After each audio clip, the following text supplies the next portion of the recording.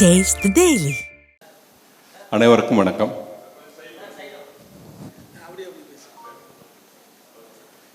அனைவருக்கும் வணக்கம். இன்று கடலூரில் ஒரு முக்கிய நிகழ்வில் அனைவருக்கும் இனிய மண்ணின் மைந்தன் திரு எடப்பாடி பழனிசாமி அவர்கள் இங்கே கலந்த ஆலோசனை கூட்டத்தில் சந்திப்பதில் மிக்க மகிழ்ச்சி. கூடவே எங்கள் எப்படியாவது எங்களை தேர்வுகளில் அனுமதிக்க தொடர்ந்து தேர்வர்கள் தேர்வு வாயிலில் ஒரு ஷேரிங் நான் படிக்க விரும்புகிறேன். எம்ஜிஆர் அவர்கள் கட்சி தொடங்கிய போது மாவட்டம் முழுவதும், அதாவது தமிழ்நாடு முழுவதும் அவரை கதாநாயகனாகவும் மற்ற எதிர்கட்சி தலைவர்களை நம்பியார் அசோகனாக பார்த்த ஒரு காலகட்டம் நாங்கள் சின்ன பிள்ளைகளாக வந்த காலம். அது ஒரு சிறப்பான ஒரு அரசியல் நிகழ்வு நடந்த ஒரு நேரம். அதன் தொடர்ச்சியாக தலைவி அவர்களும் அவருடைய தேர்வாளத்தின் எடப்பாடி அந்த கட்சியை வழிநடத்திக் கொண்டிருக்கிறது. அவர்களுடைய தனிப்பட்ட சந்தோஷத்தை இங்கே நான் பதிவு செய்திருக்கிறேன். எப்பவுமே மக்களுக்கு எப்போ விருப்பமாக இருக்கிறவங்க ஆட்சிக்கு வராங்களோ அப்போ மக்கள் சந்தோஷமாக இருக்காங்க. அவர் உங்களுடைய நண்பர் சொன்ன மாதிரி எங்கள் பக்தர்களுக்கு நண்பராக இருந்த கட்சின்னு சொன்ன கையெழி கேட்டார். எங்களுக்கு தொந்தரவு கொடுக்காமல் எதை கேட்டாலும் செய்து கொடுக்கக்கூடிய எப்போதுமே அணுகக்கூடிய ஒரு கட்சியாக ஏடிஎம்கே இருந்து வருகிறது. அது எல்லாருக்கும் தெரிஞ்ச ஒன்று. அதை இங்கே பதிவு செய்ததில் நான் சந்தோஷப்படுகிறேன். கடலூரை பொறுத்தவரைக்கும் கடலூர் மட்டும் இல்லை, தமிழ்நாடு முழுவதுமே முக்கியமாக நான் பார்க்கக்கூடிய ஒரு விஷயம் என்னென்றனா பிளாஸ்டிக் கழிவுகள். இந்த பிளாஸ்டிக் பயன்பாடை நம்ம சரியான முறைப்படுத்தாததுனால இருக்கக்கூடிய எதிர்கால தலைமுறை இப்போ நம்ம மீதி எல்லா விஷயங்களும் சரி பண்ணிக்க முடியும். ஆனால் நான் எதிர்கால தலைமுறைக்கு வரக்கூடிய பார்த்திங்கனாக்கா இது கடல் வாழினங்கள் பூரா அழிஞ்சு போகுது. அதனால் கடலோர மீனவர்களுடைய பாதிப்பு வருது.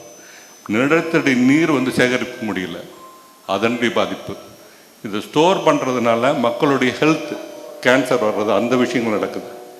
இந்த சுற்றுப்புற சூழலில் காற்றில் வர மாசுபாடு எதிர்கால தந்ததினருக்கு குழந்தைகள் உருவாகாத ஒரு தன்மை. ஸோ இது நீண்ட நெடுங்காலத்தில் இருக்கக்கூடிய ஒரு மிகப்பெரிய பிரச்சனையை ரொம்ப அலட்சியமாக கடந்து போயிட்டுருக்கோம். நம்ம யாருமே அதை கவர்மெண்ட்டும் சரி மக்களும் சரி சரியான வரை புரிஞ்சுக்கிட்டாங்களானாக்கா இல்லை. அதுக்கான சட்டத்திட்டங்களும் இன்றைக்கி உருவாகவில்லை, மக்களுடைய போக்கும் உருவாகவில்லை.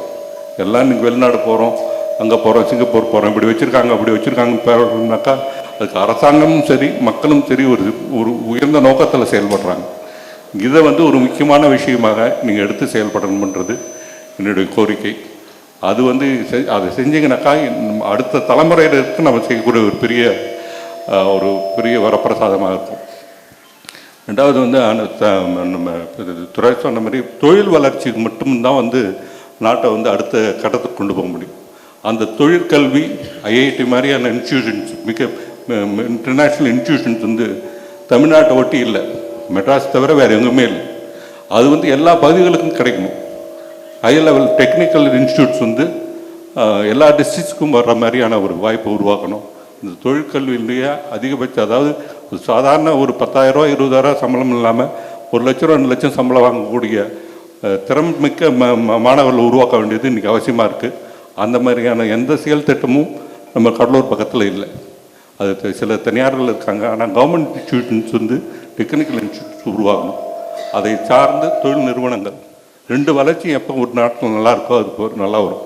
அதுமாதிரி இங்கே இருக்கிற கடலூரை சார்ந்த தொழில் முந்திரியை பற்றி ஒரு அடிப்படை விவசாயம் இங்கே, அதை சார்ந்து இருக்கக்கூடிய வேறு எந்த டெவலப்மெண்ட் இன்ஃப்ராஸ்ட்ரக்சர் டெவலப்மெண்ட்டே இல்லை. அக்ரோ இன்ஃப்ராஸ்ட்ரக்சர் டெவலப்மெண்ட் எங்குமே இல்லை. ஒரு அக்ரோ ஸ்டோரேஜ் இல்லை. ஒரு பொருள் இன்றைக்கி முந்திரியை கோவாவில் ஒரு மாற்று இதாக பயன்படுத்தி சாராயம் தயார் பண்ணுறாங்க. அதேமாதிரி பனை மரத்துலேருந்து தென்னை மரத்துலேருந்து கல் இறக்குறது 2த்துக்கும் பண்ணோம்னாக்கா ஆல்டர்னேட் ஃபார் ஆல்கஹால் கிடைக்கும். இது மக்களுக்கான ஒரு விவசாயத்தின் சார்ந்த ஒரு தொழில் வளர்ச்சியும் கிடைக்கும். இன்றைக்கி கல்லை தடை பண்ணுறது ரொம்ப ஒரு தவறான ஒரு செயல்.